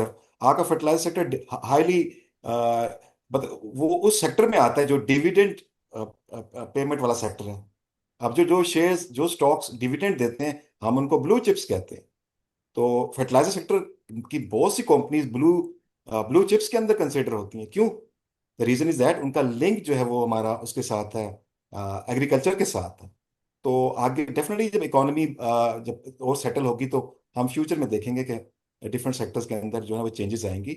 और बाकी उसमें और लंबी चौड़ी डिबेट हो सकती है, वो हम डिबेट को लेके जाएंगे। तो मेरे ख्याल में जब तक हर बंदे का पूरा स्टॉक मार्केट के बारे में नॉलेज अच्छा ना हो तो उसमें लंबी चौड़ी बात करना वो थोड़ा सा एक बहस में वो चले चले जाएंगे और उसका फायदा नहीं होगा। बट एनीवे जो स्टॉक मार्केट हमें शो कर रही है उससे यही शो हो रहा है कि हमारी फ्यूचर में इकोनॉमी जो है वो बेहतर हो जाएगी। तो अब वो कहना कि गुर्बत कम होगी कि नहीं होगी ये डिफरेंट डिबेट है, उसमें हम मैं अभी नहीं जाना चाहता।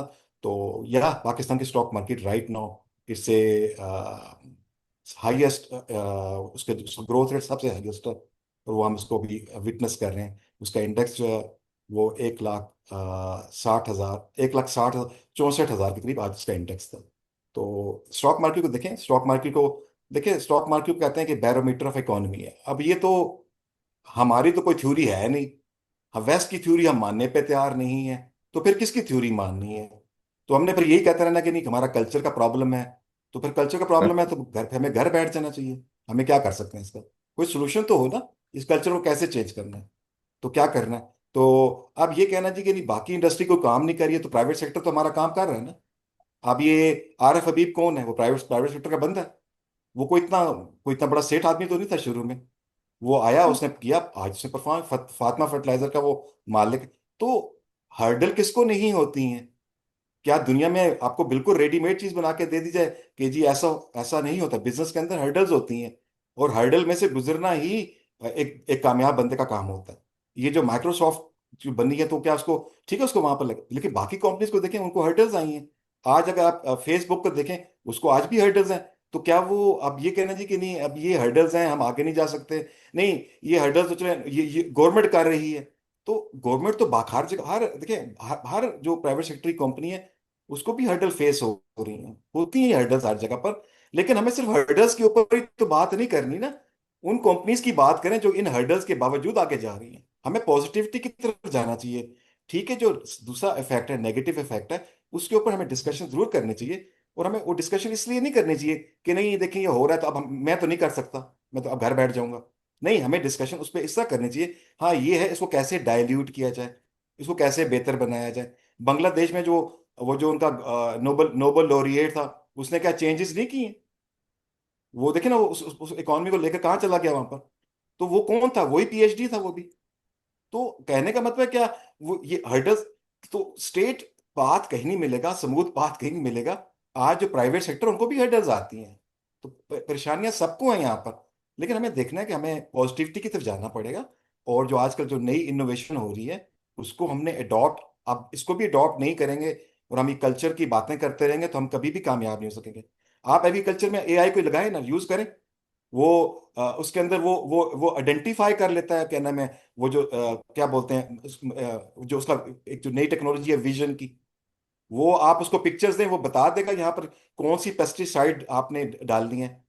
जो काम बड़े बहुत मुश्किल तरीके से होता था वो आप आर्टिफिशियल आर्टिफिशियल इंटेलिजेंस आराम से कर लेती है। अब ये उस किसान को अगर नहीं पता है तो इसमें कसूर किसका है? एआई तो अब यहाँ पाकिस्तान में मौजूद है, ये बच्चे कर रहे हैं। आप क्यों नहीं इंजीनियरिंग यूनिवर्सिटी के साथ कोलैबोरेट करते हैं? ये काम कौन करेगा? ये इंजीनियर करेगा ना। आप आपके इकोनॉमिस्ट वो इंजीनियर के साथ कोलैबोरेट ही ना करें तो इसमें कसूर किसका है? आपको कैसे पता चलेगा ये कौन करेगा? तो आपको कोलैबोरेशन करनी चाहिए। आप इकोनॉमिस्ट जो है वो वो कुछ नहीं कर सकता। हमें साथ मिलके चलना पड़ेगा, तो ही चीजें हमें पता चलेंगी। टेक्नोलॉजी को अडॉप्ट कौन करता है? जहां पर टेक्नोलॉजी टेक्नोलॉजी पढ़ाई जाती है, तो आप उनके साथ इंटरेक्शन करें ना, तो आपको पता चलेगा कि वहां पर क्या हो रहा है। तो उससे आपको पता चलेगा कि क्या चीजें हो रही है, क्या डेवलपमेंट हो रही है। दुनिया में कोई भी मुल्क ऐसा नहीं है जहां के आबादी के लोग लर्निंग ना ना कर रहे हो। डेफिनेटली पाकिस्तान में भी लोग हैं जो नई चीजें सीख रहे हैं, उसके ऊपर प्रोजेक्ट्स बना रहे हैं। क्या कभी आपने उन लोगों को देखा है? कभी उनको बुलाया है? आप, मेरे ख्याल में हम लोग, स्पेशली मैं आपको रियल लाइफ की एग्जांपल देता हूँ। मैं बिकॉज मैं टीचर भी हूँ, तो मैं एक स्टूडेंट को पढ़ा रहा था। उनके फादर एक एटॉमिक एनर्जी में एक कंपनी है, उसमें बहुत बड़ी पोस्ट पे थे। तो उस टाइम तो वो बहुत पुरानी बात है, वो उस टाइम तो जीएम थे वो। आप तो बड़ी पोस्ट में थे। मैंने उनसे कहा कि अगर सॉफ्टवेयर हाउस बनाया जाए, आपका क्या ख्याल है? उन्होंने मुझे जवाब दिया कि जुल्फकार साहब, मेरा भतीजा सॉफ्टवेयर हाउस चलाता लाहौर में, और हमने एटॉमिक एनर्जी के अंदर, एटॉमिक एनर्जी में इनका मैं एनडीसी, एनडीसी है डिपार्टमेंट। कहते हैं आप मुझे ये बताएं, आपके ख्याल, ये वो मुझसे क्वेश्चन पूछ रहे हैं, एनडीसी के अंदर जो एम्प्लॉय है, इंजीनियर्स हैं, आप उनकी कैपेबिलिटी के बारे में क्या कहते हैं? मैंने कहा जी वो तो टॉप क्लास इंजीनियर्स हैं जरा वहां पर। तो कहते हैं कि हमने भी सॉफ्टवेयर हाउस बनाया था, एनडीसी ने भी सॉफ्टवेयर हाउस बनाया था, हमारा सॉफ्टवेयर हाउस लॉस में जा रहा है, जबकि मेरा भतीजा वो प्रॉफिट में जा रहा है। वो इंग्लैंड में विजिट करके भी आता है। आप बताएं, ये क्या, ये डिफरेंस क्यों है? क्यों?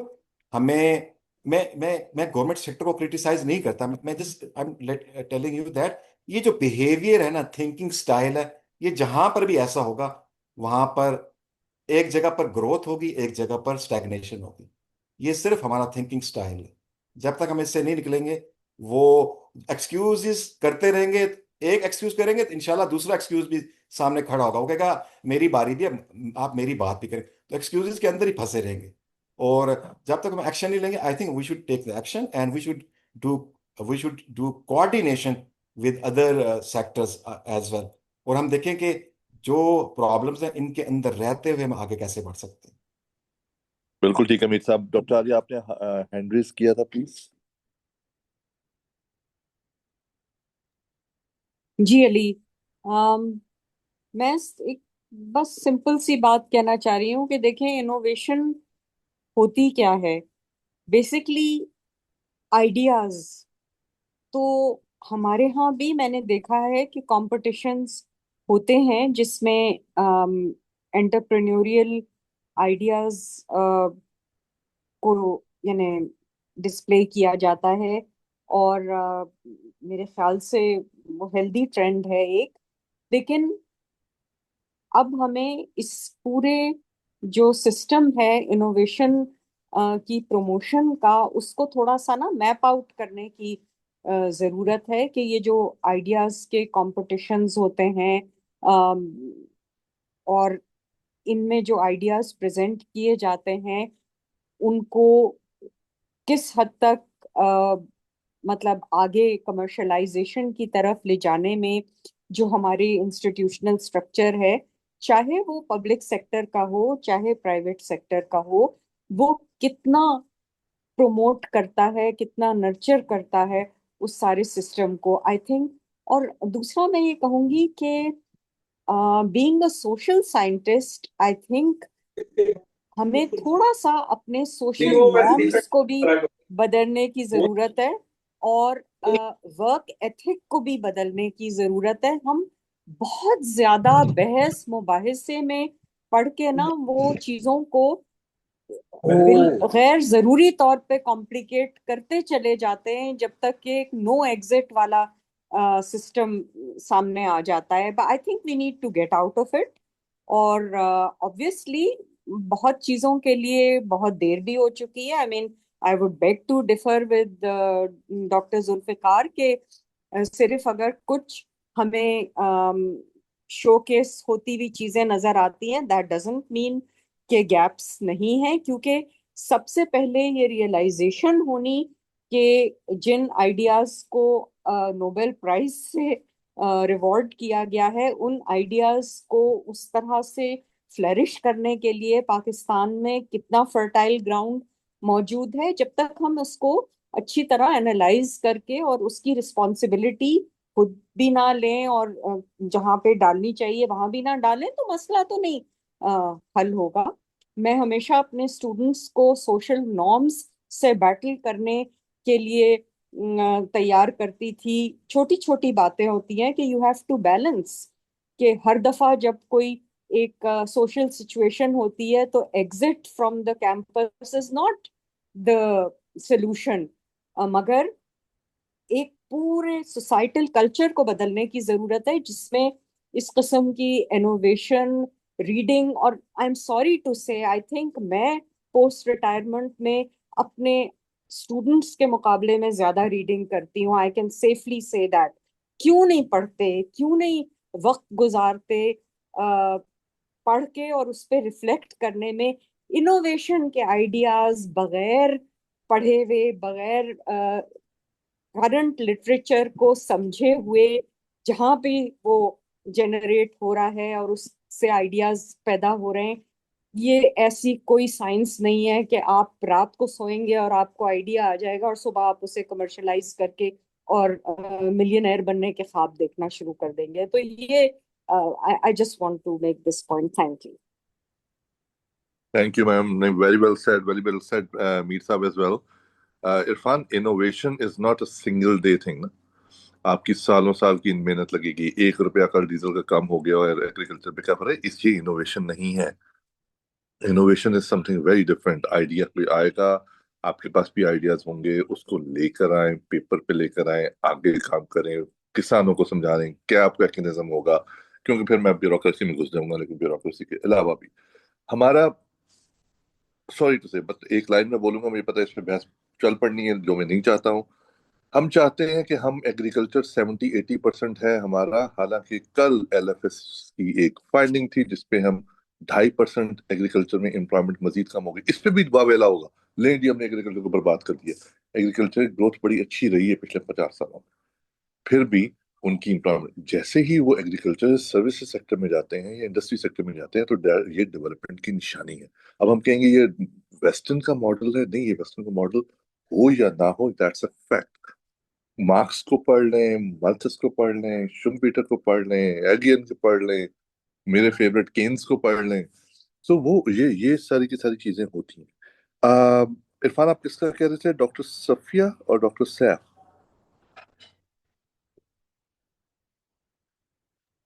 जी सलाम अलैकुम। जी डॉक्टर वालेकुम सफिया सलाम। प्लीज। हाँ, अच्छा, मैं असल में ना थोड़ा लेट आई थी, मैंने 7:30 बजे शुरू किया था, तो मैं डॉक्टर नदीम की बात नहीं सुन सकी, तो मैं इसलिए थोड़ी देर रुकी रही कि आप लोगों का डिस्कशन मेनली जो हो रहा है।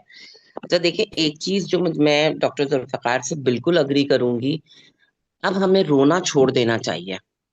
हम वो गवर्नमेंट जिसका जीडीपी में शेयर 13 to 14% है, उसके ऊपर डिपेंडेंसी खत्म करनी होगी। उसका काम रेगुलेशन है, वो रूल बना के दे दे, वो कानून बना के दे दे, इम्प्लीमेंट करने का काम, आगे बढ़ने का काम हमको ही करना है। और उसके लिए कोलैबोरेशन वाली बात बिल्कुल ठीक है। मुझे समझे इस पॉइंट पे जो इनोवेशन वाली बात मैं आपके रेफरेंस से बात करूंगी कि देखें, हम क्या करते हैं, हम कॉपी पेस्ट करते हैं। चाहे पॉलिसी कमीशन हो, पब वो हो, हमारा कोई भी पॉलिसी इंस्टीट्यूट जो कॉपी पेस्ट कर रहा होता है, हम भी जो पढ़ा रहे होते हैं, उसने ये कहा, उसने ये कहा, उस इकॉनमी में ये हुआ, उधर ये हुआ। जो चीज हमारे यहाँ नहीं होती, हमें अपने कल्चर को देखना होगा, अपने आप के हालात को देखना होगा।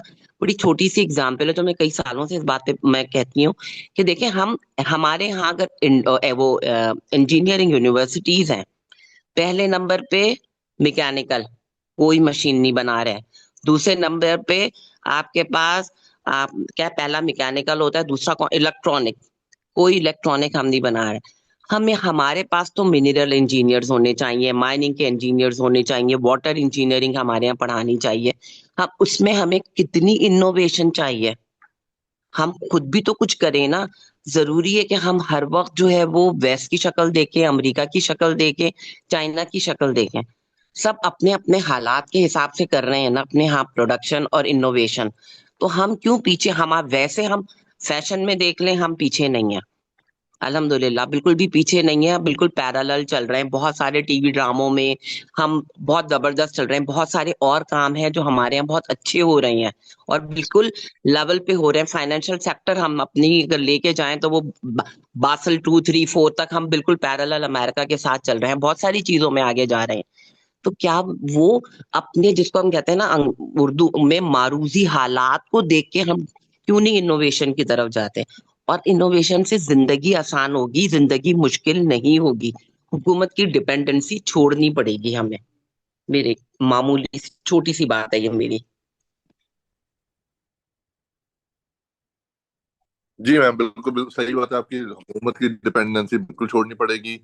और लेकिन बहुत सारे लोग अभी भी यही है, अभी भी हम गवर्नमेंट पे बहुत ज़्यादा डिपेंड करते हैं, चाहे वो बीआईएसपी प्रोग्राम हो, चाहे वो कोई और प्रोग्राम हो। अभी भी कुछ लोग यही सोच रहे होते हैं कि शायद एम्प्लॉयमेंट भी गवर्नमेंट ने क्रिएट करनी है, सर मैं उन्होंने आपको ही यही बात ट्रेन बताऊं, करना है, उन्होंने जी जी। मैं आपको बताऊंगा, जो हमारा बच्चा है ना, जो मैं जिस क्लास को पढ़ा रही होती हूँ, उसमें बच्चे होंगे मुश्किल से 20 से 22 साल के, 23 साल के। हुकूमत का काम है, हुकूमत का काम है। अरे बेटा, गंदगी तुम कर रहे हो, हुकूमत कैसे साफ कर देगी उठा के? आप अपना हिस्सा तो डालो ना। बात बात यह है कि हमें, जो हम कहते हैं ना प्रॉपर्टी राइट, प्रॉपर्टी के राइट, ओनरशिप का एहसास नहीं है अपने मुल्क से। हमें ओन नहीं, हम ओन करते।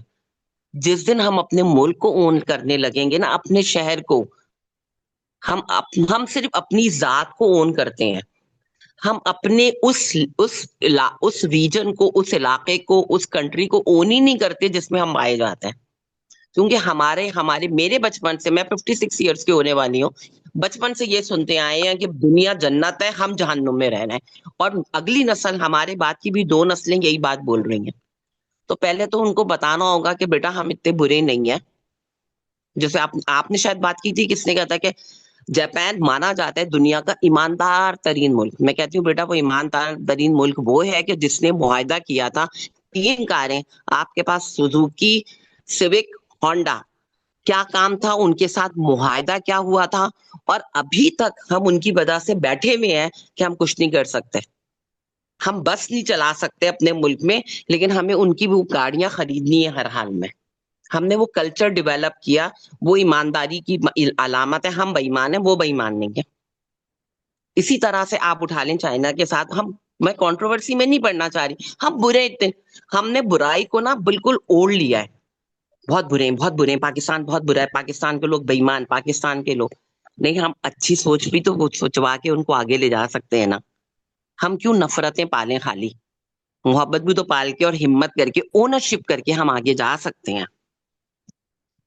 सॉरी बहुत ही जी मैम, बिल्कुल बिल्कुल बिल्कुल ठीक है। मैं चाह रहा था नदीम साहब होते, इस बात में जरा मजेदार बहस हो जाती उनके साथ, बट वो इस वक्त मेरे ख्याल है नहीं है यहाँ पे। But again I am coming going back to Aghion and Howitt. कोई पाकिस्तान की ऐसी प्रोडक्ट क्या हम बता सकते हैं? मुझे गवर्नमेंट का तो पता है, गवर्नमेंट इन्वेस्ट करती है हिस्टोरिकली। जब प्राइवेट सेक्टर इतना काबिल हो जाता है तो गवर्नमेंट उसमें से निकल जाती है, प्राइवेट सेक्टर वहां पे इन्वेस्ट करना शुरू कर देता है। साइकिल्स की एग्जांपल भी उसमें थी, जब प्राइवेट सेक्टर आ गया, बट अब तो इम्पोर्ट होनी शुरू हो गई। 2 थ्योरीज हैं जी। एक की तो मैंने नाम शुरू शुरू में ले लिया था, नॉर्थ साउथ ट्रेड, कि नॉर्थ साउथ मॉडल रिक्रूटमेंट का, कि नॉर्थ इनोवेट करता रहेगा, नॉर्थ इनोवेट करता रहेगा और साउथ जो है उसको अडॉप्ट करेगा, और अडॉप्ट करने के साथ सिर्फ सीखेगा। But political economy is there कि जी किकिंग अवे द लैडर भी होती है, और फिर उसके बाद जो वो सेकंड ऑब्सलीट हो जाती है, जो जो नई टेक्नोलॉजी आ जाती है, तब आपको वो टेक्नोलॉजी मिलती है। नई वाली उनके पास रह जाती है, पुरानी वाली आपके पास आती है। फैशन की एग्जांपल भी ऐसे ही है कि वहां पे फैशन आता है लेकिन हमारे पास 6 महीने साल के बाद आता है। उस वक्त उधर खत्म हो चुका है। अभी भी हमारा सिर्फ इक्का दुक्का फैशन डिजाइनर सिर्फ पेरिस में जाके काम कर सकते हैं, वो भी मीडियोकर लेवल पे हैं, उस लेवल पे नहीं आए। अभी भी इनोवेशन उधर ही हो रही है, यहाँ पे हम कट पेस्ट कर रहे हैं, कॉपी पेस्ट कर रहे हैं। दूसरा मॉडल जो है, जिसको हम कंपैरेटिव एडवांटेज मॉडल कहते हैं, कि हमारा कंपैरेटिव एडवांटेज एक चीज में है, उनका कंपैरेटिव एडवांटेज दूसरी चीज में है। वो एक चीज प्रोड्यूस करते हैं, हम वहां से अडॉप्ट कर लेंगे। नेस्टैप एक बहुत बड़ा, ये तो 2 थ्योरीज हो गई। नेस्टैप एक बहुत बड़ा इंस्टीट्यूट है जो पूरे पाकिस्तान में है, एयरफोर्स वालों की मिल्कियत है, प्लानिंग कमीशन का प्रोजेक्ट है, और अब वो वहां पे असेंबल कर रहे हैं बहुत सारी चीजें। हम असेंबल क्यों कर रहे हैं? क्योंकि हमें चाइना से सस्ता मिल जाता है। तो ट्रेड का बड़ा जबरदस्त मॉडल। इसमें इनोवेशन तो खत्म हो गई, कार की इंडस्ट्री इनोवेशन खत्म हो गई, कोक की इंडस्ट्री इनोवेशन खत्म हो गई। वो तो अल्लाह भला करे, हमारे बाइकआउट का नेक्स्ट कोला भी आ गया, और अब तो 7-8 कोलास आने शुरू हो गए हैं। अब वो ऐसा ऐसा मार्केट से निकलते जाएंगे, 1-2 अच्छे ब्रांड्स रह जाएंगे जिस तरह कोला नेक्स्ट है, बाकी बहुत सारे निकल जाएंगे। एयरलिफ्ट कोविड में आया, कोविड के बाद फौरन खत्म हो गया। तो एगियन और ह्यूइट ने यही बात की थी कि इनोवेशन होगी, इस दरमियान में चीजें आएंगी, खत्म होंगी जो कंपेटिटिव नहीं रहेंगी। जी कोई और जी? अमान आरिफ साहब, सबा अनवर, मैं Waqar Nisa. If there is no comment तो हम चले, इसको। मैं सर आपकी बात को कोई नहीं बोल रहा, तो मैं कह रही हूँ कि मैं कम से कम आप देखें ना, मैं फैशन इंडस्ट्री हमने कोशिश तो की ना। हम इनोवेशन के नाम पे कोशिश कुछ नहीं कर रहे। मेरे कहने का ये मतलब है, मत हम इन्वेंट करें। हम जो बनी बनाई है, जो इन्वेंशन हो चुकी है, उसमें कुछ अपने हालात के हिसाब से चेंजेस कर लें। मना तो नहीं है ना वो। जी हमारे यहाँ बिल्कुल ठीक, इतना पढ़ाया जाता है, हम इस चीज को क्यों नहीं पढ़ा सकते? बिल्कुल ठीक उन्हीं है की ना। चीजें लेकर आए, लेकिन अपने हालात को देखते हुए। भाई देखिए, अगर समुंदर की लहरें हैं, मैं कराची जब भी हम समुंदर के किनारे, मुझे होता है कि ये बिजली पैदा कर सकती है। इतना बड़ा इशू है, क्या हम वाटर टेक्नोलॉजी पढ़ा के हम बिजली नहीं बना सकते क्या? कितनी मेहनत लगेगी, कितना इन्वेंशन हो चुकी है, कॉपी पेस्ट ही करना है। इस लेवल पे करें ना कॉपी पेस्ट। कब तक हम कारों के पीछे भागते रहेंगे? ये कहने का मतलब है। जी बिल्कुल ठीक है। Irfan over to you. जी थैंक यू, जज़ाकल्लाह। बहुत ज़्यादा शुक्रिया आप सब लोगों का, डॉक्टर नदीमुल हक साहब का उनका कोई नेटवर्क का इशू बन गया था, जिसकी वजह से वो दोबारा रिकनेक्ट नहीं कर सके। डॉक्टर आलिया अहमद खान साहबा का, मोहम्मद अली कमाल साहब का, डॉक्टर मोहम्मद साले, और तमाम पार्टिसिपेंट्स जिन्होंने एक इतने शॉर्ट टाइम में हमें ज्वाइन किया, और बहुत ज़्यादा खुशी हुई। इंशाल्लाह ताला हम लोग कंटिन्यू रखेंगे ये हमारा जो डिबेट सेशन है, और इस पे जो नोबल लॉरिएट पे, उस पे भी, और फर्दर। और दुआओं की दरख्वास्त है आप सब लोगों का, बहुत ज़्यादा शुक्रिया, और जहाँ रहे खुश रहें। पाकिस्तान जिंदाबाद। Thank you. अल्लाह हाफिज़।